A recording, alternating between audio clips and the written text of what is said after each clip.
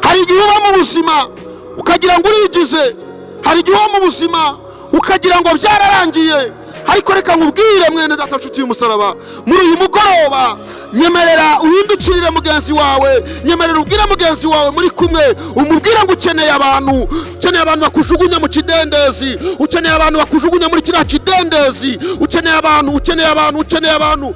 Imana iduha iki? Imana iduha abantu mu izina rya Yesu.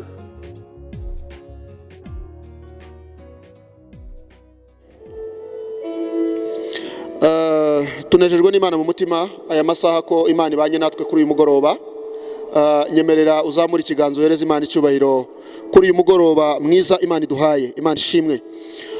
Ntabwo turi buze gutinda, ndashaka ko dusoma ijambo ry'Imana tukarivugaho umwanya muto cyane ariko mu buryo bugari. Imana ihimbazwe.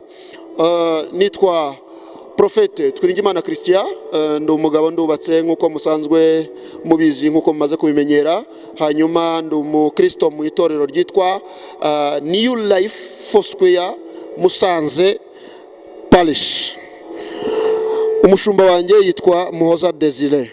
Imana ibaha umugisha. Reka dusome ijambo ry'Imana dusanga mu butumwa bwiza bwa Yesu Kristo uko bwanditswe na Yohana, ibice ni 5, turahera ku murongo waho wa 2. Reka ninginge mwene data hakurya adufashe gusoma ijambo ry'Imana. Ni karibu.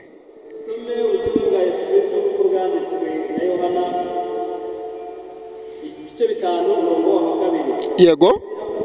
Kandi Yerusalemu utubwirembo ry'intama hari ikidendezi. Uragenda gake cyane kugira ngo tugendane. Bibiri ivuze ngo kandi Yerusalemu hari ikidendezi, bugufi bw'irembo ry'intama hari ikidendezi.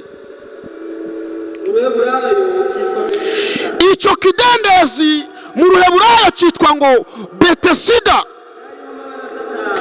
Icyo kidendezi cyariho amabaraza 5.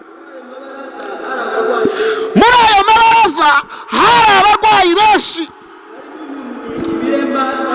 hari impumyi, hari ibirema, hari abanyunyutse, muri makeya hari abanyabibazo benshi. Abo bantu nta kindi cyari gitumye bari aho, bari bategereje ko amazi yihinduriza.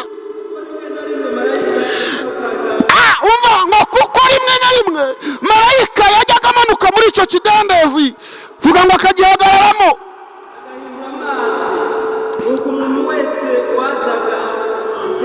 ngo agahindura amazi, ngo umuntu wese wabanzirizaga abandi kujyamo amazi yihindurije niwe wakiraga wenyine, kandi indwara iyo ari yo yose igakira.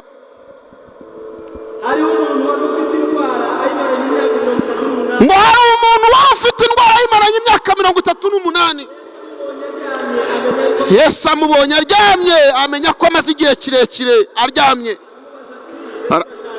haramubaza ati mbese urashaka gukira?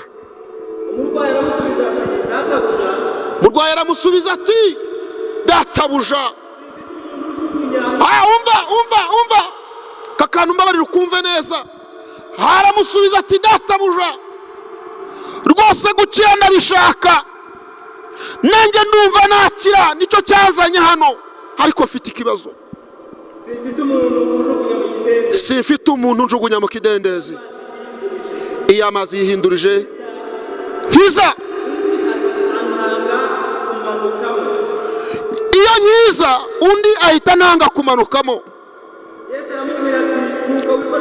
Yesu aramubwira ati byuka wikorere uburiri bwawe ugende, Imana ishimwe. Muri ako kanya uwo muntu arakira yikorera uburiri bwe, Imana ishimwe, Imana iguha umugisha. Yesu ashimwe cyane inshuti z'umusaraba. Uyu mugoroba nakuzaniye ijambo ry'Imana rivuga ngo mu bintu byose ukeneye abantu.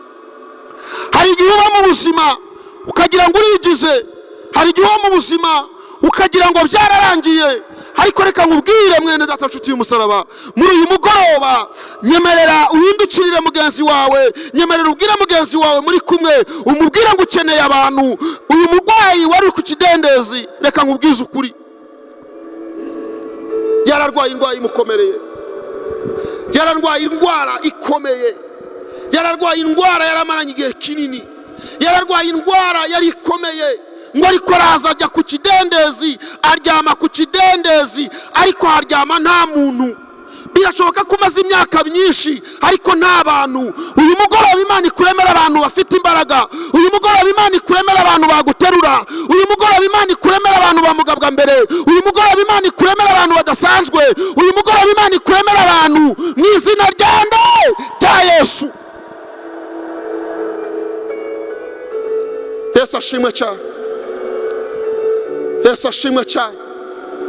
Uyu mugoroba w'imbaraga, birashoboka ko wari umaze igihe mu ntambara, birashoboka ko umaze imyaka 38 ku kidendezi, birashoboka ko umaze imyaka 38 warabuze hepfo no haruguru, nta yindi mpamvu. Birashoboka ko wadepoje bikanga, birashoboka ko waciye hirya no hino bikanga. Imana iguha abantu mu izina rya Yesu. Tugiye gusenga Imana ituzanira abantu, Imana ituzanira abantu bakomeye, Imana ituzanira abantu badasanzwe. Ukeneye abantu muhuza inama, muhuza ibitekerezo, ukeneye abantu mufatanya gusenga mugafatana mu nkokora, ukeneye abantu bakujugunya mu kidendezi, ukeneye abantu bakujugunya muri kiriya kidendezi, ukeneye abantu. Imana iduki, Imana iduha abantu mu izina rya Yesu. Tugiye gusenga Imana.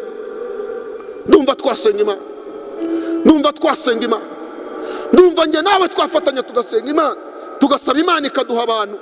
Impamvu wasafarinze, impamvu wahuye n'intambara, impamvu utinze mu kigeragezo, impamvu amakuba abaye menshi, impamvu ibigezo bibaye byinshi, suko Imana itagikora, ahubwo imibanire yacu n'abantu yagiye kure, imibanire yacu n'abantu yaracitse, urukundo rwarakonje, rwavuye mu bantu. Ndagira ngo wongere ubwire umutima wawe ngo mutima wanjye shaka abantu.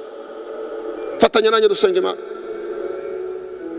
Mana turagushimiye, uri Imana y'urukundo n'amahoro, uri Imana y'imbaraga nyinshi, uri Imana idasanzwe, uri Imana ihindura amateka, uri Imana isobanura idasobanutse. Uyu mugoroba dusobanukiwe neza. Uyu murwayi yararwaye amaze igihe, ariko yari yarabuze abantu bamujugunya mu kidendezi, kandi nawe wagiye kuhagera 38 irangiye. Dusenze uyu mugoroba, sengeye uyu mugabo, sengeye uyu mukobwa, sengeye uyu musore, muhereza abantu mu izina rya Yesu. Tuzanira abantu bazatuvuganira aho tutagera, tuzanira abantu bazatuvuganira mu bikomeye, tuzanira abantu bazatugezaho tutakwigeza, tuzanira abantu bazaduheka mu ngobyi. Imana ishimwe ko aba bantu bagiye kuza. Hari akandi kantu gakomeye cyane Imana yakoze. Ngo arangije, Yesu aramwitegereza, aramubwira ati noneho rero byuka wikorera uburiri bwawe wigendere. Uburiri bwari bumuhetse imyaka 38, uburiri bwari bumutwaye imyaka 38. Ndagira ngo nkubwire ijambo rikomeye muri uyu mugoroba. Imana yagutabaye ibyaguhetse imyaka myinshi, ititaye ku myaka byaguhetse, ititaye ku mbaraga byaguhekanye, ititaye ku makuba byaguhetsemo. Imana yagutabaye, Imana yakurengeye, Imana yakwibutse.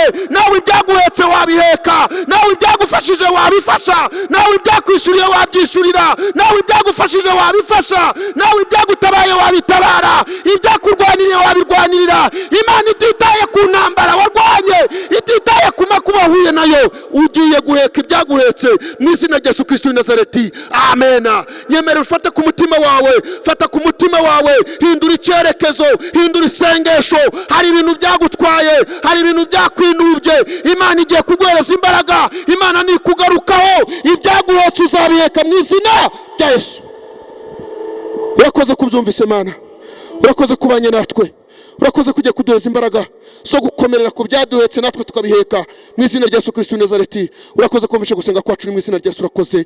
Amen. Imana ibahe umugisha, Imana ikomeze kubana namwe, Imana ikomeze kubashigikira, Imana ikomeze kubakiza indwara, ibasubize kwifuza kwanyu mu izina rya Yesu Kristo w'i Nazareti. Urakoze. Amen.